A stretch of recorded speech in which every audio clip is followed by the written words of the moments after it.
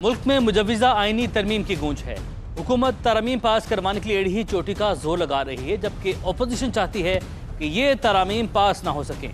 ये 26वीं आईनी तरमीम है क्या, चलिए जानते हैं।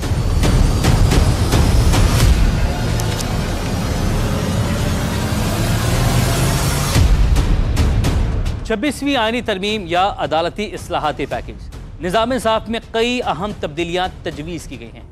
सुप्रीम कोर्ट का आईनी मामलात में अज़खुद नोटिस लेने का इख्तियार खत्म होगा।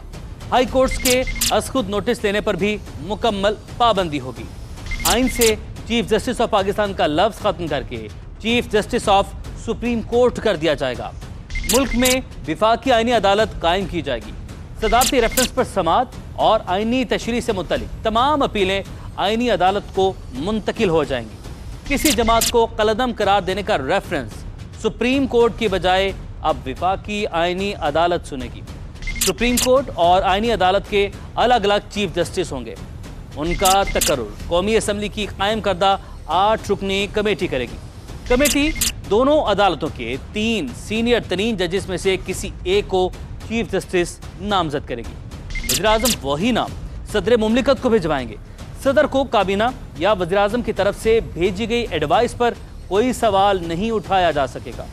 दोनों अदालतों के चीफ जस्टिस साहिबान की मुद्दत मुलाजमत 3 साल होगी।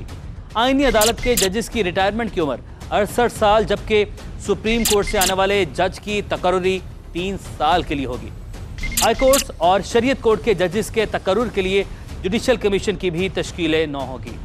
जुडिशल कमीशन के सरबराह विफाकी आईनी अदालत के चीफ जस्टिस होंगे, जबकि आईनी अदालत के 2 सीनियर तरीन जज और चीफ जस्टिस सुप्रीम कोर्ट और सुप्रीम कोर्ट के 2 सीनियर जजेस जुडिशल कमीशन के रुकन होंगे। कमीशन में वजीर कानून, अटॉर्नी जनरल, सीनियर एडवोकेट और कौमी असम्बली और सेनेट के 2 अरकान शामिल होंगे। जुडिशल कमीशन किसी भी जज के दूसरी हाई कोर्ट में तबादले का मजाज होगा। सबसे अहम बात, पार्टी हिदायत के बाद ऐवान में दिया गया वोट भी शुमार किया जाएगा।